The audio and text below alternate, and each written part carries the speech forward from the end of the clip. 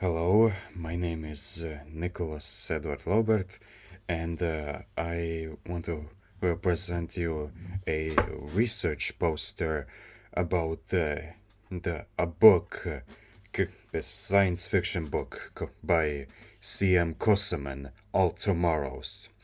And why I chose chose to do research about it is because it's both scientific and very interesting to think about the future of humanity.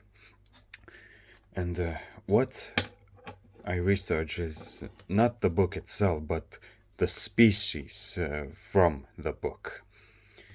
And it all started with when humans colonized Mars, and they found these species called Martians. And as you can see from the timeline, there is man and Martians. Now, man and Martians, they had their own planetary war, and they to, these two species decided to end this planetary war by genetically modifying themselves into star people to prevent from killing each other. Right. And then, as you can see on the right, there is this bird-like creature, and the humans, these star people, who found out that this creature was actually created by some alien-like civilization, and they prepare for them.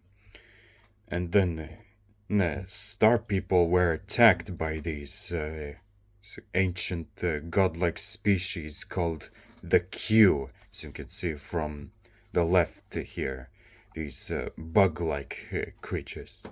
And the Q were these galactic nomads who constantly migrated through space, and they had this religious mission to remake the universe using genetic manipulation. And the when they when the Q found humans, they didn't see them as people. They were just objects to be designed into whatever the shape the Q wanted.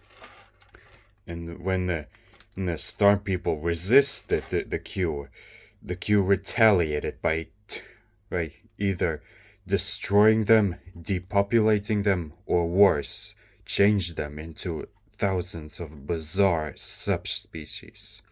As you can see here from this the image that says humanity after the Q.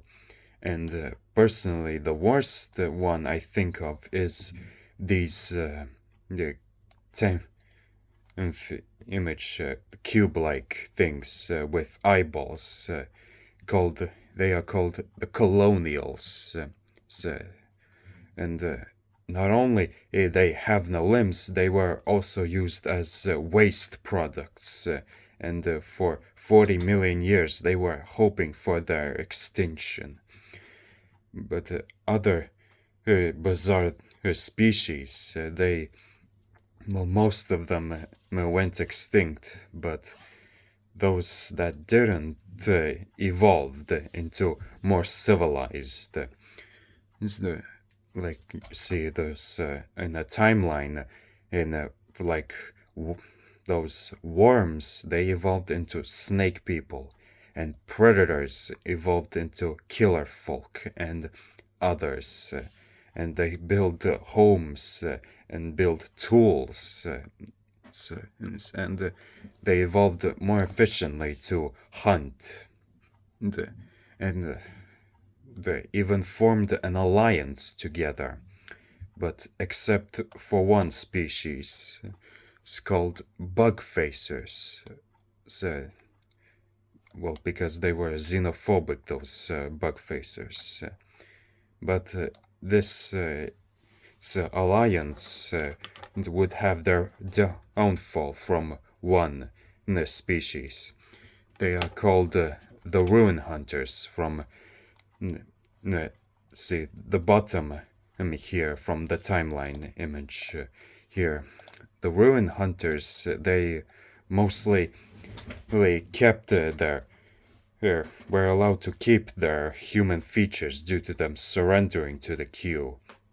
But the Ruin Hunters found this ancient human technology like weapons, and the Ruin Hunters used them to literally fight each other. It was like when cavemen discover nuclear weapons, like that.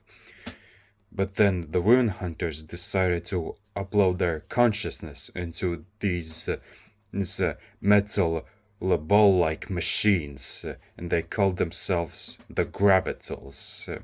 And the Gravitals, they had their mission to literally destroy all of these organismic species. They viewed all of these they viewed organic life as inferior.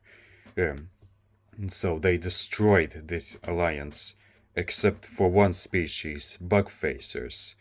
No, the Gravitals, they didn't kill the bugfacers, they enslaved them.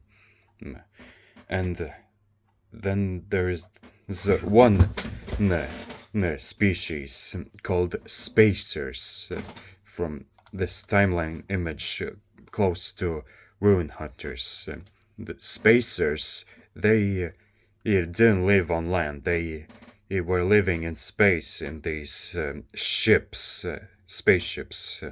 And then they evolved into these species called asteromorphs. And both Gravitals and asteromorphs, they were afraid of each other. They both knew they were really powerful. But like Soviet Union and USA, had their Cold War like that. But when the Gravitals foolishly attacked the asteromorphs, despite being afraid of them, the asteromorphs retaliated and destroyed the machine empire. And the asteromorphs then they were turned to these godlike forms, and then they began to hunt for the Q. And I have added a link to the audiobook because the book itself isn't available in Latvia. But there is other book called All Other Tomorrows, but it was not written by the same writer. And then there is other book, Man After Man. Well, what I think and what this book has taught to me is that you have to appreciate that you live in your current timeline. And the novel ends with love today and seize all tomorrows. And that's really, really deep. And that is all. Thank you.